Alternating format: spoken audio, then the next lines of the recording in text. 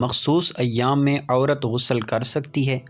کیا فرماتے ہیں علماء دین و مفتیان شرع متین اس مسئلے کے بارے میں کہ ہمارے یہاں کے دیہی علاقوں میں خواتین میں یہ بات عام ہے کہ عورت مخصوص ایام میں نہیں نہا سکتی، اس کی شرعی حیثیت کیا ہے؟ جواب سننے سے پہلے تمام دوستوں سے گزارش ہے چینل ضرور سبسکرائب کریں، ویڈیو کو لائک اور ثواب کی نیت سے شیئر کریں۔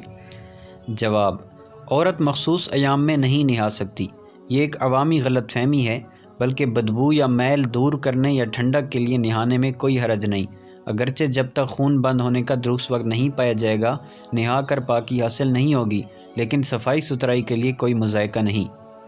یہ جو سوال میں درج ہے کہ لوگوں میں مشہور ہے، شریعت مطہرہ میں اس بات کی کوئی اصل نہیں، بلکہ اس کے برعکس شریعت میں کچھ خاص مواقع پر عورت کو اگرچہ وہ حیض یا نفاس کی حالت میں ہو غسل کرنے کی ترغیب ہے، جیسا کہ احرام باندھتے وقت غسل کرنا مستحب ہے، لہذا اگر حیض یا نفاس والی عورت حج یا عمرہ کا احرام باندھ رہی ہو تو اس کے لیے بھی یہ غسل مستحب ہے، بلکہ اس کی علت پر فقہاء مجتہدین کا اتفاق ہے۔ چنانچہ حجۃ الوداع کے موقع پر ذو الحلیفہ پہنچ کر حضرت ابوبکر صدیق رضی اللہ عنہ کی اہلیہ محترمہ سیدتنا اسماء بنت عمیس کے ہاں سیدنا محمد بن ابوبکر کی ولادت ہوئی اور نفاس جاری تھا، تو چونکہ اہل مدینہ کی میقات ذو الحلیفہ ہے، لہذا نبی کریم صلی اللہ علیہ وآلہ وسلم نے انہیں خلیفہ اول حضرت سیدنا ابوبکر صدیق رضی اللہ عنہ کے ذریعے غسل کر کے احرام باندھنے کا حکم ارشاد فرمایا۔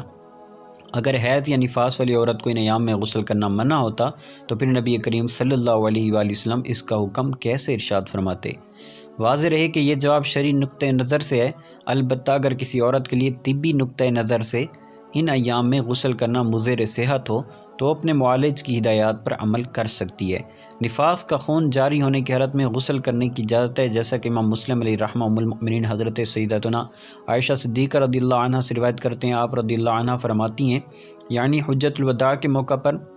حضرت اسماء بنت عمیس رضی اللہ عنہ کو محمد بن ابوبکر کی ولادت کے سبب نفاس جاری ہو گیا، تو نبی کریم علیہ السلام نے حضرت ابوبکر کو حکم فرمایا کہ وہ حضرت اسماء کو غسل کر کے احرام باندھنے کا کہیں۔ اس کے تحت علامہ شرف الدین نووی شافعی علیہ رحمہ فرماتے ہیں، یعنی اس روایت میں حیض و نفاس والی کے احرام صحیح ہونے نیز ان دونوں کے لیے غسل احرام کے مستحب ہونے پر دلیل موجود ہے اور اس معاملے میں اجماع ہے، مگر ہم شافعی، مالکیہ، احناف اور جمہور فقہا کا موقف یہ ہے کہ یہ غسل مستحب ہے، اور امام حسن بصری علیہ رحمہ ظاہریہ کا قول وجوب کا ہے۔ امام ابو داؤد، امام ترمذی علیہ رحمہ دونوں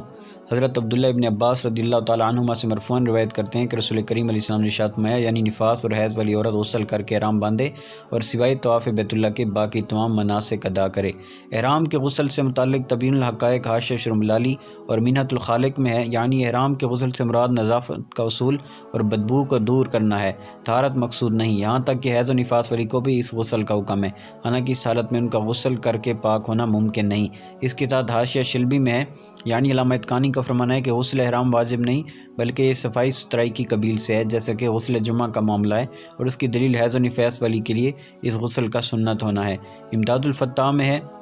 یعنی حج کی سنتوں میں سے ایک سنت احرام باندھتے وقت وضو یا غسل کرنا ہے، اگرچہ وہ حیض یا نفاس والی عورت ہو۔